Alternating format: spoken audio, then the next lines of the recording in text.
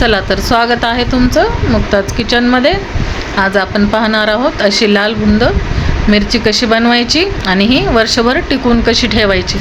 कारण बऱ्याच जणांना असं होतं की मिरची ही पांढरट पडते किंवा पिवळसर कलर येतो आणि वर्षभर टिकत नाही। त्यासाठी आपल्याला ह्या मिरच्या आहेत बघा, आपण देठ काढून घेतलेले आहेत। याला आपण तेल लावलेलं आहे आणि याला एका कॅरी बॅगवर आपण असं वाळायला टाकतो किंवा एखाद्या कपड्यावर टाकू शकता तुम्ही।